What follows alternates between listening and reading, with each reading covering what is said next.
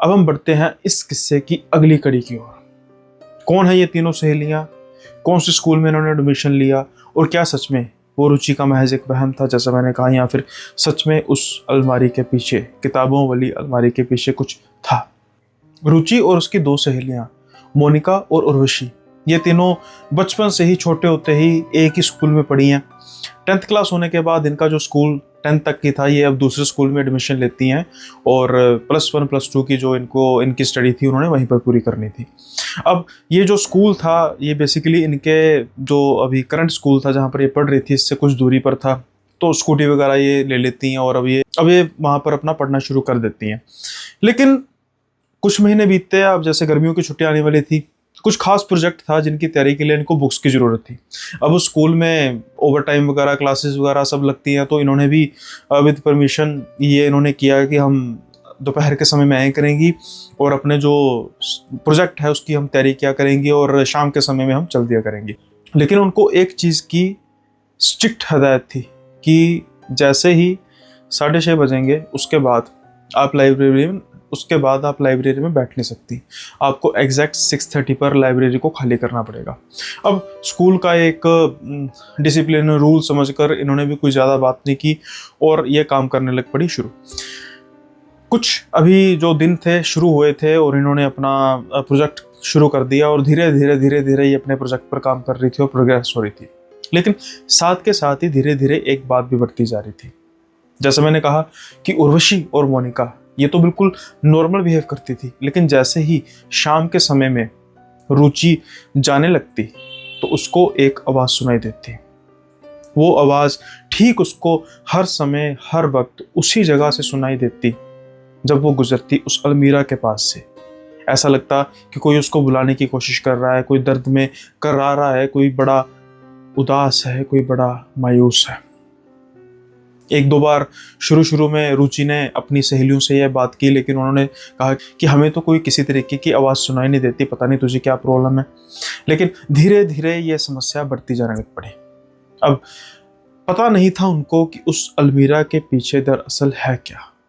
वो एक लकड़ी की अलमीरा थी, जैसे पुराने समय में किताबें लोग रखते थे वैसे ही एक अलमीरा थी, और उसके आसपास किसी की आवाज़ आना, कोई इस चीज़ का तुक बनता नहीं था।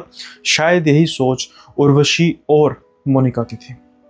अब धीरे धीरे दिन बीतते जा रहे थे। रुचि जो है उसको एक अजीब से तरीके का आभास होता था। रात के समय में कभी कभी उसको ये सपना आता कि जिस लाइब्रेरी में वो पढ़ रही है, अचानक उस लाइब्रेरी में आग लग गई और वो अपनी सहेलियों के साथ जलकर खाक हो गई। अब ये सपना जब उसको आया तो उसने अपनी सहेलियों के साथ डिस्कस किया, तो उन्होंने इसको मजाक में टाल दिया कि तू तो मरेगी, हमें भी साथ में क्यों मार रही है, तो खुद ही अकेली जलना। लेकिन क्या सच में इस सपने का कुछ था, इस सपने का कोई कारण था, या फिर एक महज एक वहम था कि हाँ बस ठीक है, रात के समय में बुरे सपने आते हैं, अच्छे सपने भी आते हैं, बुरे सपने भी आते हैं। लेकिन ये सिर्फ रुचि के साथ क्यों हो रहा था? धीरे धीरे जो ये सपने कुछ ज़्यादा ही भयानक होने लग पड़े। अब एक बात, या यूं कहें कि एक सपना, वो सपना जिसके बाद रुचि ये सोचने के लिए मजबूर हो गई कि पक्की बात है उस अलमीरा के पीछे तो कुछ है। और वो क्या था कि रात के समय में उसको, जब वो सो रही थी, तो उसको सपना आया कि वो उस अलमीरा से गुजर रही है और उसकी सहेलियां जो हैं वो पीछे पीछे आपस में बातें करती आ रही हैं, और वो देखती है कि अलमीरा के पीछे से एक हाथ निकल रहा है जो बिल्कुल काला है, जैसे जला हुआ हो, और वो उसको बुला रहा है। अब रुचि पहले तो ये देख के डर जाती है, लेकिन जैसे ही वो उसकी तरफ बढ़ना शुरू करती है, वो अलमारी अचानक से पीछे होती है, और उसके बाद का वो मंजर देखकर रुचि सन की सन रह जाती है। उस अलमीरा के पीछे कोई दीवार नहीं बल्कि एक कमरा था, और कमरा अंदर से बिल्कुल जला हुआ, काले रंग का बिल्कुल जला हुआ, और जो हाथ दिखाई दे रहा है वो सिर्फ और सिर्फ हाथ ही है, उसके अलावा कुछ नहीं। जैसे ही ये रुचि उठती है सपने के बाद, वो तुरंत अपनी सहेलियों को फ़ोन करती है और ये सारा सपना उनको बताती है सिलसिलेवार। फिर से एक बार उसकी बात का मजाक बनाया जाता है और उसको कहा जाता है कि इतनी रात को तो हमें ये बताने के लिए फ़ोन कर रही है, हमें भी डरा रही है खामोखा। सुबह बात करेंगे। अब अगली सुबह जब ये पहुंचती हैं, अपनी लाइब्रेरी में जाती हैं, तो रुचि बहुत ज़्यादा एग्जॉस्ट हुई थी, जैसे बहुत ज़्यादा कह सकते हैं कि उदास, जैसे कुछ उसका मन नहीं है। तो उसकी सहेलियां उसको समझाती हैं कि सपने बुरे आते हैं कई बार, वैसे ही तुझे दिखा लेना चाहिए, किसी को, पंडित जी को दिखा लेना चाहिए, कई बार कुछ समस्या होती है। लेकिन रुचि कहती है कि ऐसा कैसे हो सकता है कि ये सपने सिर्फ मुझे आ रहे हैं, क्या सच में इस अलमीरा के पीछे कोई है? अब ये सुनने के बाद तो उन दोनों के पास कोई जवाब था नहीं, और वो कहती हैं कि इस बात का पता तो तभी लगेगा जब ये पता किया जाएगा हमारी तरफ से कि इसके पीछे कुछ है कि नहीं। लेकिन अब आसपास सभी हैं और कैसे हो सकता है? अब हम ये बात भी कर रही हैं तो लाइब्रेरी के बाहर आकर कर रही हैं। अगर हम थोड़ा बहुत भी लाइब्रेरी में बात करेंगे तो हमें सीधा बाहर निकाल दिया जाएगा। फिर ये एक प्लान बनाती हैं कि 6:30 पर यह कहा जाता है कि 6:30 से पहले पहले हमें बाहर आ जाना है लाइब्रेरी के। लाइब्रेरी बंद हो जाएगी। और पिछले तकरीबन 20 दिन में 5 या 6 बार ऐसा हुआ है कि जो लाइब्रेरियन है, हमारी अच्छी बन रही है उससे, हम जाते समय ताला लगाते हैं और जो चाबी है वो सिक्योरिटी गार्ड को देते हैं। सिक्योरिटी गार्ड ने भी शायद कहने के लिए ये कहा है, वो भी कोई इतना ज़्यादा लगता नहीं, क्योंकि 1-2 बार हमने 6:30 से पहले बंद तो कर दिया ताला, लेकिन उसके बाद हम बातों में इतने व्यस्त हो गए कि टाइम देखा 6:50 हो गए हैं, और जब हमने उसको चाबी पकड़ाई तो उसने कोई क्वेश्चनिंग नहीं की कि इतनी लेट क्यों बंद किया ऐसे। क्यों ना आज हम इस अलमीरा को पीछे करेंगे और उसके बाद देखेंगे कि क्या सच में उसके पीछे कोई दरवाज़ा है, और अगर है तो फिर हो सकता है कि जो तुम्हें सपने आ रहे हैं उसमें कोई ना कोई किसी तरीके की सच्चाई हो। अब प्लान बन चुका था। उस प्लान के हिसाब से ये तकरीबन 6:15 के आसपास बात करती हैं अपनी लाइब्रेरियन से कि मैडम हमें अभी कुछ समय लगेगा, तो अगर आप चाहें तो वेट कर लें। अब इनको पता था कि लाइब्रेरियन का जवाब क्या होगा। वो कहते हैं नहीं तुम ऐसा करो, चाबी सिक्योरिटी गार्ड को पकड़ा देना और उसके बाद फिर तुम चली जाना। यही तो बस ये चाह रही थी। और ये कह के लाइब्रेरियन अपना रैप अप सब करती है और चल पड़ती है। अब इनके पास कुछ 15 मिनट के आसपास थे। हालांकि इनके मन में ये था कि भी 6:30 के बाद तो हम कोशिश करेंगे निकल जाएं। ये अब आसपास देखती हैं कि कोई है तो नहीं। उसके बाद फिर ये धीरे धीरे उस अलमीरा को खिसकाना शुरू कर देती हैं, और जैसे ही उसको खिसकाती हैं तो फिर ये वही पाती हैं जिसके बारे में रुचि कल अपने सपने में जो उसने देखा था उसकी बात कर रही थी। जी, उस अलमीरा के पीछे कोई दीवार नहीं बल्कि एक दरवाज़ा था। अब रुचि इनकी तरफ देख रही थी और ये हैरानी से उस दरवाजे की तरफ। लेकिन वो दरवाज़ा खराब, जला हुआ कुछ ऐसा नहीं था, नॉर्मल सा दरवाज़ा था। लेकिन ये तो पता लग चुका था कि यहाँ पर एक दरवाज़ा है और उसके पीछे नेचुरली बात है कुछ ना कुछ तो होगा। कोई छोटा कमरा, कुछ छोटा मोटा स्टोरेज, कुछ तो कुछ होगा। तो ये अब उस दरवाजे को खोलती है, ताला नहीं लगा हुआ था। अब जैसे ही उस दरवाजे को खोलती है, उसके अंदर का मंजर देखकर ये हैरान रह जाती हैं, क्योंकि वो उस कमरे की हालत ठीक वैसी ही थी जैसी रुचि ने बताई थी। हूबहू काले रंग का कमरा, जला हुआ कमरा। अब ये उस कमरे के अंदर तीनों जाती हैं। वो कमरा ही नहीं था बल्कि एक हॉल जैसी एक संरचना थी।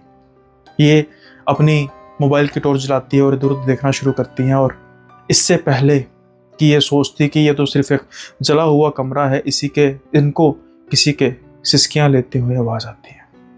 अब एक बंद कमरा, बिल्कुल अंधेरा हुआ काले रंग का कमरा, वहां पर भला कोई हो सकता है क्या?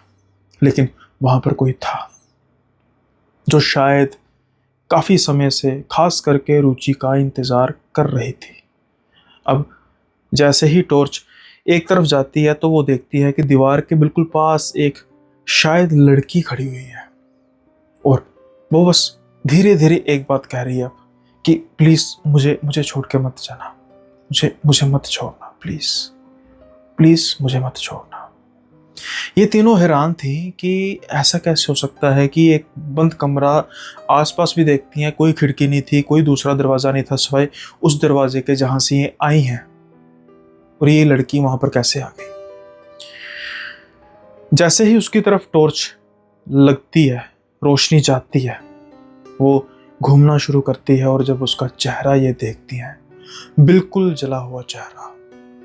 बस ये देखने की देर थी, ये जल्दी से तीनों भागती हैं, दरवाज़ा तक नहीं बंद करती और चीखती चिल्लाती सिक्योरिटी गार्ड के पास आती है। सिक्योरिटी गार्ड जो कुछ बुजुर्ग थे, यानी कि काफ़ी समय से ये स्कूल की वो सिक्योरिटी कर रहे थे, वो उनकी हालत देखकर समझ आते हैं और उनको कहते हैं यहीं रुको, जल्दी से भागते हुए अंदर जाते हैं और कुछ समय बाद वो बाहर आ जाते हैं। अब इनकी जैसी हालत थी, उससे डांट लगाने वाला भी कोई टाइम था नहीं। ये तीनों को पानी पिलाते हैं, ये तीनों इतनी डरी हुई थी और कह रही थी कि अंकल वो सच में भूतनी। तो अंकल उनको दिलासा देते हैं कि कुछ नहीं, मुझे पता है, इसलिए तो हम कहते हैं कि 6:30 बजे के बाद वहाँ नहीं रहना लाइब्रेरी में। वहाँ उसके रोने की आवाज़ें आती हैं बेटी, वहाँ उसके सिसकियाँ लेने की आवाज़ें आती है, वो पुकारती है अपनी सहेलियों को। और जब ये सारा राज खुलता है तो ये सन की सन रह जाती है कि वो लड़की थी कौन। जैसा मैंने कहा कि वो जो सिक्योरिटी गार्ड हैं वो काफ़ी समय से थे और अब वो इसके बारे में बताते हैं कि दरअसल वहाँ पर हुआ क्या। तो गार्ड अंकल बताते हैं कि काफ़ी समय पहले, तकरीबन इस बात को शायद 20 वर्ष हो चुके हैं, तब मैं नया नया यहाँ पर आया था। यहाँ पर एक आग लगी थी। लाइब्रेरी जहाँ पर तुम आज इस हॉल में गई हो, यहाँ पर असल में लाइब्रेरी थी। ये लाइब्रेरी तो नहीं बनी है। तब यहाँ पर बिल्कुल खुला होता था, कुछ ऐसे संरचना नहीं थी और जो मेन हॉल है वहाँ पर लाइब्रेरी होती थी। और इस लाइब्रेरी में एक लड़की की जलकर मौत हो गई थी और किताबें थी, उसकी वजह से लाइब्रेरी का हाल तुम्हें पता लगी क्या होगा, क्या हुआ होगा। तब से लेकर आज तक ये लाइब्रेरी का जो ये कमरा है ऐसे का ऐसे बंद है। आज तक पेंट कराने की कोशिश की गई, इसको तोड़ने का भी कोशिश किया गया कि इसको तोड़ ही देते हैं, खुली जगह कर देते हैं, लेकिन कुछ भी नहीं हो पाया। जैसे मानो उस बच्ची ने इस वीराने पर अपना कब्जा कर लिया है और वो आज भी कईयों को उसकी आवाज़ सुनाई देती है और वो अपनी उन सहेलियों को बुलाती है जो उस दिन उसे छोड़कर चले गई थी। अब ये लड़कियां पूछती हैं कि समझी नहीं। तो फिर बताते हैं कि जो ये लड़की थी ये बड़ी भोली भाली मासूम सी लड़की थी। इसकी सहेलियां तो थी लेकिन वो इसकी टांग खींचा करती थी, मजाक बनाया करती थी। दुख भी लगता होगा इससे, लेकिन बेचारी अब इसको भी तो साथ चाहिए था। स्कूल में अकेली तो वो रह नहीं सकती थी। लेकिन जो वो लड़कियां थी वो कुछ ज़्यादा ही बदतमीज़ थी। आए दिन इसका मजाक बनाना, इसके साथ छेड़खानी करना, इस तरीके का इसके साथ चलता रहता था। कहा जाता है कि जब इसकी मौत हुई तो फिर उन सहेलियों ने बताया कि हमारी कुछ बहसबाजी हो गई थी, फिर जब हम लाइब्रेरी में जाके अपनी पढ़ाई कर रही थी ये भी बेचारी पीछे पीछे आ गई। हमने इसको देखा और गुस्से में हम बाहर चलेंगे। ये वहाँ पर जब हमने इसको लास्ट टाइम देखा तो ये वहाँ पर रो रही थी और हमें धीरे से कह रही थी कि प्लीज़ छोड़ के मत जाओ, प्लीज़ छोड़ के मत जाओ, आ जाओ। और उसके बाद पता नहीं कैसे उस लाइब्रेरी में आग लग जाती है और उस लड़की का नामो निशान तक मिट जाता है। जब ये हुआ फिर उसके बाद साफ सफाई की गई, उस बेचारे की अस्थियां निकाली गई। उसके बाद आए दिन आवाज़ें आने लग पड़ी। अब वहाँ पर लाइब्रेरी तो तामीर नहीं की जा सकती थी, लेकिन पेंट करने की कोशिश की गई, रेनोवेट करने की कोशिश की गई, लेकिन कोई सफल नहीं हो सका। वहाँ पर ऐसा महसूस होता था कि कोई रो रही है, बच्ची कोई रो रही है। इसलिए फिर ये डिसाइड किया गया कि उसको बंद करके आगे लाइब्रेरी, जो आज की लाइब्रेरी है यहाँ पर लाइब्रेरी बनेगी और देन उसके बाद उसको ढक दिया जाएगा, यानी कि बिल्कुल दीवार भी नहीं बनाएगी। मुझे नहीं पता कि स्कूल वालों ने क्यों नहीं बनाई, लेकिन एक दरवाज़ा बना दिया और उसके आगे ये अलमीरा रख दिया।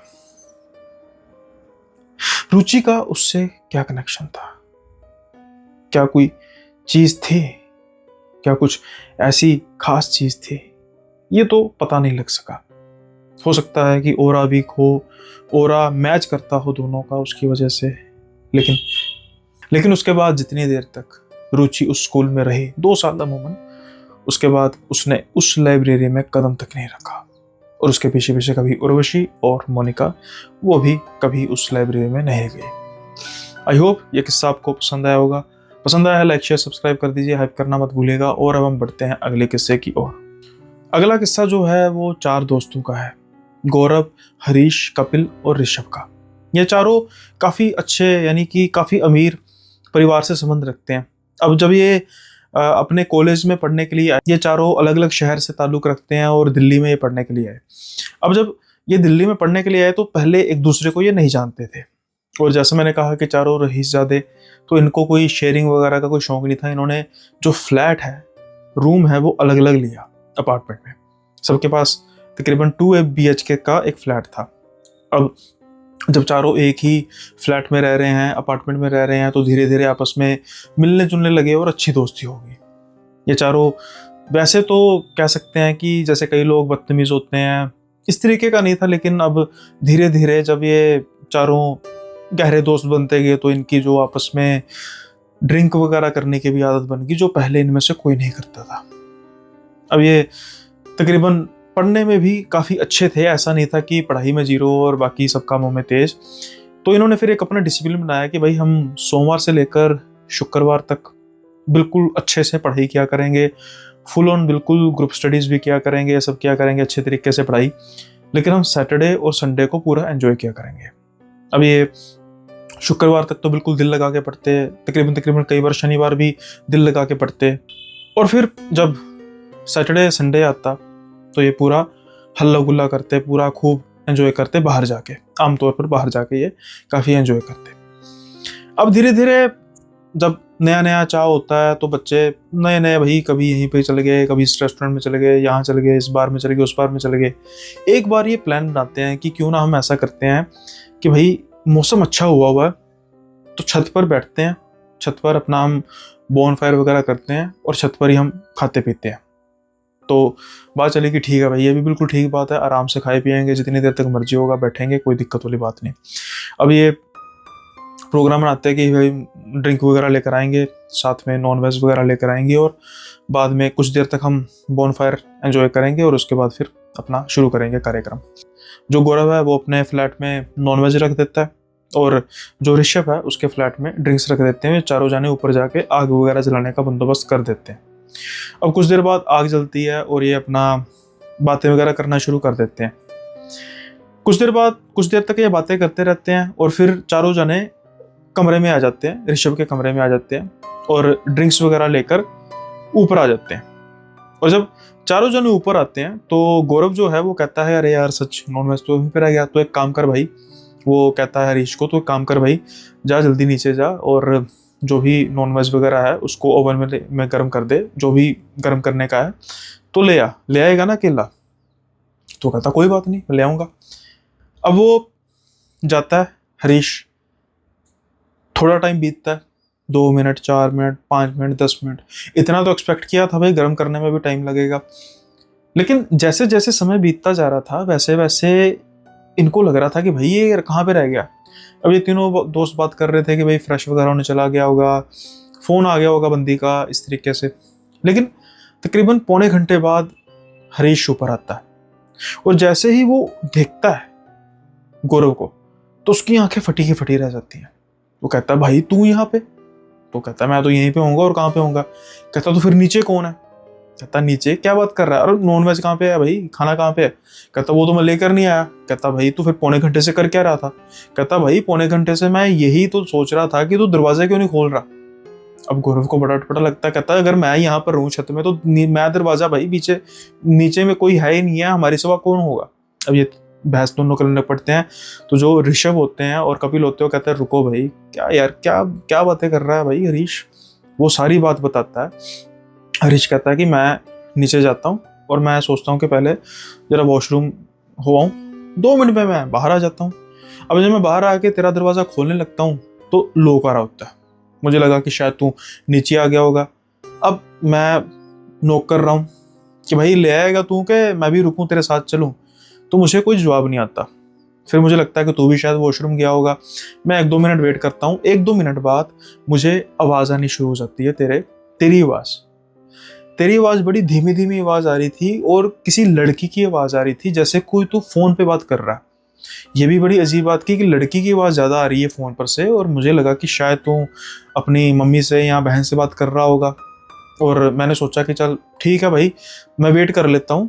और मैंने 1-2 बार फिर नॉक किया तो मुझे लगा कि शायद कोई ज़रूरी बात होगी जो मेरे सामने तो नहीं करना चाहता, तो मैं वहीं पर खड़ा रहा। अब टाइम बीतते जा रहा है, बातें चलती जा रही हैं। मैं असमंजस में पड़ा हूँ कि ऊपर जाके बैठ जाता हूँ, फिर मैं सोचूंगा तू ऊपर आ गया, तू कहेगा भाई तुझे सामान लाने को कहा था, तू लेकर नहीं आया, तो मैं खड़ा रहा। लेकिन इतना टाइम होने के बावजूद भी जब मुझे लगा कि तू भाई इतनी जल्दी दरवाज़ा नहीं खोलेगा, तो मैं ऊपर आ गया। ऊपर तो फिर मुझे ये समझ नहीं आ रहा कि तू ऊपर क्या कर रहा है अगर नीचे तू है। जब ये सारी बात हुई तो ये चारों जाने शक पका जाता है कि भाई ये क्या चल रहा है। अब ये नीचे जाते हैं। जब नीचे जाके दरवाजे को खोलते हैं तो नीचे दरवाज़ा आराम से खुल जाता है। अब ये तीनों हरीश की तरफ देख रहे हैं और हरीश इनकी तरफ देख के कह रहा है भाई मैंने बड़ी कोशिश की, मुझे नहीं पता मुझसे क्यों नहीं खुला। अब अंदर जाते हैं तो कोई होता नहीं है। अब ये उसकी थोड़ी सी टांग खींचते हैं, अरे यार पता नहीं क्या कुछ इसके अलावा कुछ और भी ट्राई किया तूने। वो कहता है मैंने तो भाई एक पैग भी नहीं लगाया, मैं तो नीचे आ गया था, बताओ क्या बात कर रहे हो। अब जैसे ही गौरव किचन की तरफ रुख करता है तो वो क्या देखता है कि जितना भी नॉन वेज था वो सारे का सारा नीचे बिखरा पड़ा है, जैसे किसी जानवर ने जैसे खाया हो। जितनी बोटियां थी वो सारी हड्डियों से बाहर ऐसे नोच नोच के जैसे किसी ने खाया हो। अब ये चारों जने जब देखते हैं तो इनको लगता है कि भाई हरीश ने मुझे तो देखा नहीं है, मुझे उसको सिर्फ आवाज़ सुनाई दी है, यानी कि हरीश सच बोल रहा था कि कोई ना कोई है, नहीं तो ये कैसे कोई कर सकता। ये किसी चूहे वगैरह का या छोटे मोटे जानवर का काम तो है नहीं। अब ये सब इनका मूड खराब हो जाता है कि भाई खाने पीने के लिए हम लेकर आए थे तो ऐसा सब कुछ हो गया। अब ये सारे एक दूसरे की शक्ल देख रहे हैं कि भाई अब क्या किया जाए। लेकिन सबसे बड़ी मिस्ट्री तो ये थी कि जो रूम है वो जब हरीश ट्राई कर रहा था तब लोग था, जब हमने ट्राई किया एक बार में खुल गया और सामने ये सीन। खैर इनको ये लगता है कि चलो अब अभी इतना वो सोचेंगे तो सारा बचा खुचा जो टाइम है वो भी खराब हो जाएगा, आज फिर हम सिर्फ ड्रिंक ही करते हैं। अब ये ऊपर जाते हैं। अब थोड़ा सा माहौल थोड़ा सा कुछ ख़राब हो चुका था, उस हिसाब से माहौल ख़राब हो चुका था। खैर कुछ देर तक ड्रिंक करते हैं, आग सेकते हैं और उसके बाद ये फिर सारे टाटा बाय बाय करते हैं, भाई सुबह मिलेंगे। कुछ देर बाद दरवाज़ा खटकता है कपिल का। तेज तेज से उसका दरवाज़ा कोई खटखटा रहा था और जैसे ही वो दरवाज़ा खोलता है तो वो पाता है कि उसके सामने गौरव था, हाँफ रहा था, डर के मारे उसका बुरा हाल था, पसीनों पसीनी हुआ था। अब जब ये देखता है कपिल को कि भाई क्या हुआ, क्या दिक्कत है, क्या क्या हो गया, तो कपिल को कहता है गौरव भाई नीचे देख, नीचे देख। कहता नीचे, कहता मेरे फ्लैट में चल। कहता अब क्या हो गया, कहता चल तो सही।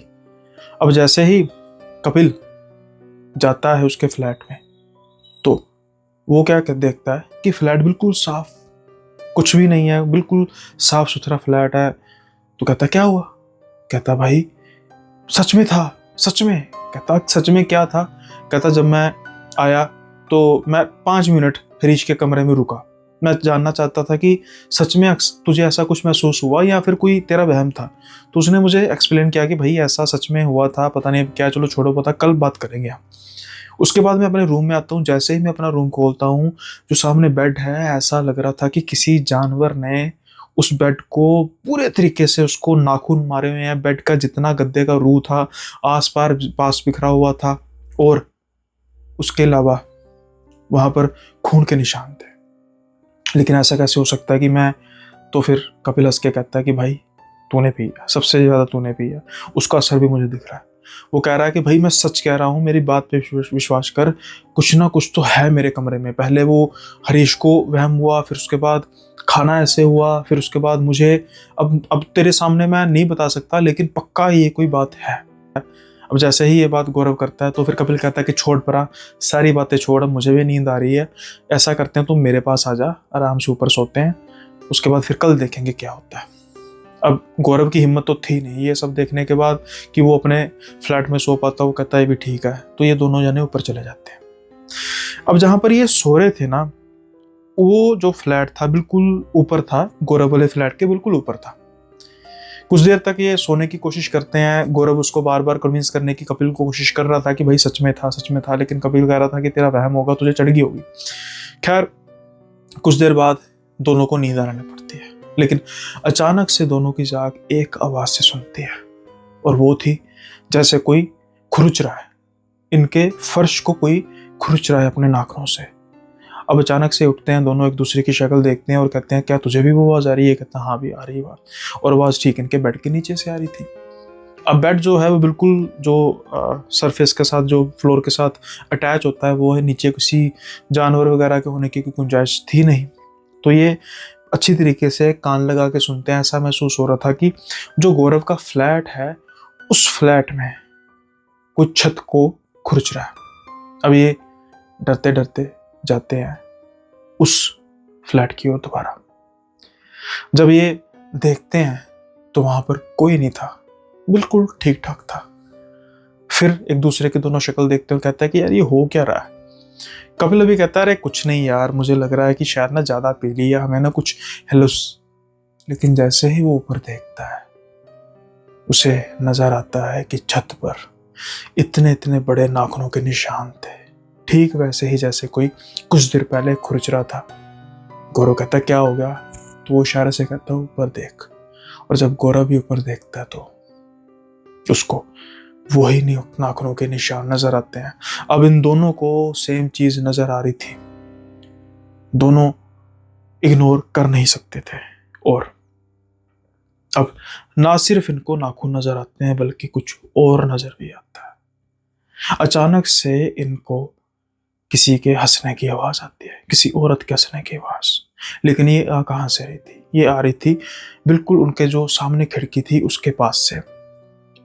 आवाज आ रही थी, दिखाई कुछ नहीं दे रहा था। लेकिन जब कुछ देर तक ये महसूस करते हैं, आगे जाके भी खिड़की के आसपास देखते, कुछ नहीं था। अब पीछे आके कपिल कहता है कि चल यार सुबह देखते हैं, मुझे लगता है कि शायद हमें ज़्यादा चढ़ गई या कुछ हो तो रहा है। लेकिन अचानक से जैसे ही ध्यान जाता है तो वहां पर उन्हें एक चुड़ैल दिखाई देती है। वो इनकी तरफ देख के हंस रही थी। वो खिड़की से ऐसे पकड़ी जैसे लटकी हुई थी खिड़की से। ये देख के कपिल तो ऊंची ऊंची चीखें मारने लग पड़ता है। और जैसे ही गौरव ये देखता है, जल्दी से दोनों बाहर भागते हैं। इन दोनों की आवाज़ें सुन के दूसरे भी जो थे, दोनों दोस्त, वो भी बाहर आ जाते हैं और लड़के भी बाहर आ जाते हैं। ये कहने की कोशिश करते भाई कुछ देखा है। दरवाज़ा दोबारा से खोलते हैं, देखते हैं खिड़की पर कुछ नहीं था और ना ही छत पर कुछ था। अब ये बाकी लड़के तो चले जाते हैं कि भाई इन्होंने पी है, छोड़ो परा। तो ये चारों कहते हैं कि भाई ऐसा करते हैं, हमें तो सच में डर लग रहा है। चारों एक ही रूम में सोते हैं। अब जब ये एक रूम यानी कि कपिल वाले रूम में, ऊपरले रूम में जाने को करते हैं, दरवाज़ा खोलते हैं। अब चारों जाने एक चीज़ देखते हैं कि दो हाथ हैं जो खिड़की से लटके हुए हैं और धीरे धीरे वो ऊपर हो रहे हैं और एक को शक्ल नजर आती है। ये वही शक्ल थी जो कुछ समय पहले उनको नजर आई, कपिल को और गौरव को।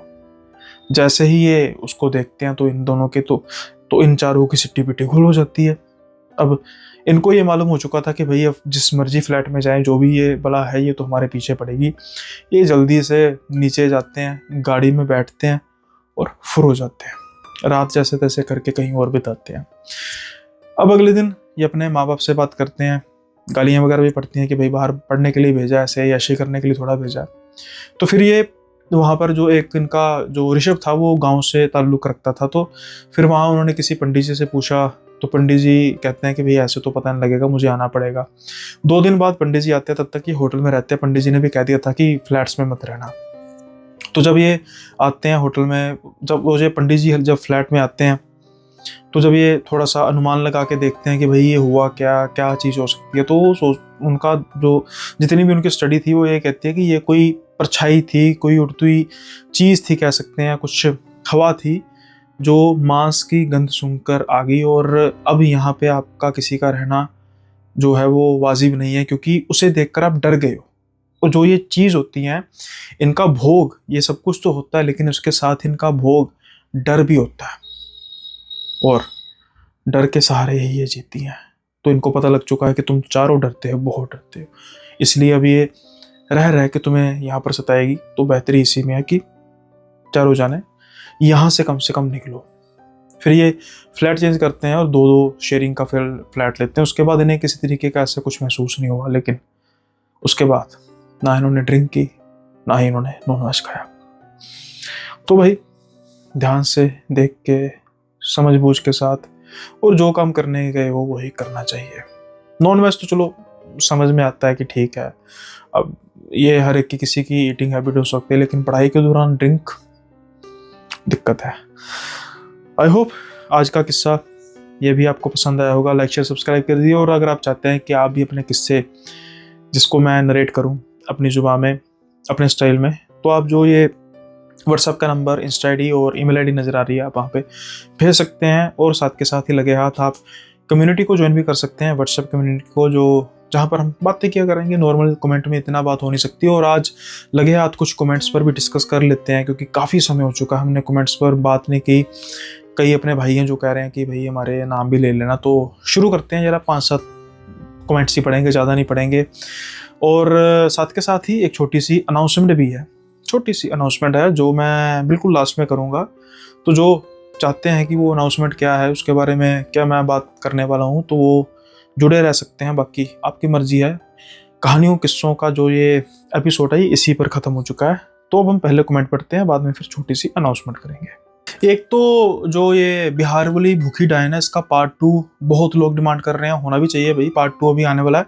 लेकिन आपसे एक वादा है कि जो आएगा ना, आप सुन के हैरान रह जाओगे कि भाई ऐसा भी कुछ हो सकता है। तो उसकी जो है वो थोड़ा सा मैं कर रहा हूँ, तो थोड़ा सा प्लीज़ वेट कीजिए। हो सकता है 1-2 दिन में आ जाए। पहले तो ये कॉमन मैसेजेस थे, ये करना था। तो इसके अलावा हम बढ़ते हैं पहले कमेंट की ओर। एक गुरु गेमर मास्टर है, ये कह रहे हैं भाई कहानी को बहुत एडिट किया है आपने। भाई कई बार हो जाता है, क्योंकि ये कल की कहानी है, मैंने इसको परसों किया था। परसों मेरा एक तो गला बहुत ख़राब था और तकरीबन उसकी वजह से वायरल वगैरह फीवर भी था, मुझसे बोला नहीं जा रहा था। तो फिर उसकी वजह से थोड़ा सा मुझे कट करना पड़ा, तो उसके लिए माफ़ी। बाकी आप समझदार हैं, समझ सकते हैं। कुछ लोग कहते हैं भाई अपनी आपकी जो स्टोरीज़ है और वो शॉर्ट स्टोरी करो, मेन पॉइंट पे आओ। भाई फिल्म 2 मिनट की नहीं होती, 2 घंटे की होती है। उसकी स्टोरी छोटी सी होती है। एक था राजा एक थी रानी, दोनों मर के ख़त्म कहानी। लेकिन इस चीज़ को लंबा करके दिखाने को ही फिल्म कहते हैं। और जो ये छोटी सी स्टोरी होती है ना, कि मैं वहाँ पर गया, वहाँ पर मुझे भूत नज़र आया और मैं ऐसा हो गया, ऐसा हो गया, ये क्या होता है, रॉ मटेरियल होता है। उसको फाइनल टच देने के लिए किस्सा बताया जाता है। अगर आपको नहीं पसंद लॉन्ग स्टोरीज, तो आप इस चैनल के लिए नहीं बने और ये चैनल आपके लिए नहीं बना। तो प्लीज़ आप समझदार हैं, जो मैं कहना चाह रहा हूँ आप समझ गए हैं। जाके रील्स देखिए, इंस्टा की शॉर्ट्स देखिए, 5-5 सेकंड के, 10-10 सेकंड के, और खुश रहिए इसमें।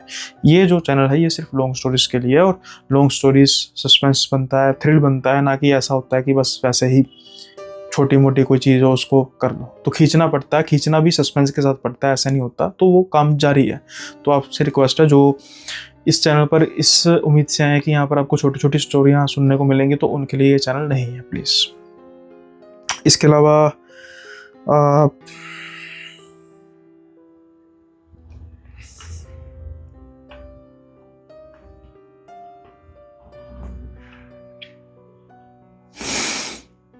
हाँ भाई, मुकुल भाई कह रहे हैं कि first viewer and first comment, thank you भाई। सुनील भैया वीडियो थोड़ा जल्दी डाल दिया करो भाई, थोड़ा सा लेट हुआ करेगी, क्योंकि यूट्यूब का ना थोड़ा सा होता है। जैसे अब 9 बजे जो मैं वीडियो डालता था ना, तो वो अब थोड़ा सा कम रिस्पॉन्स कर रही थी।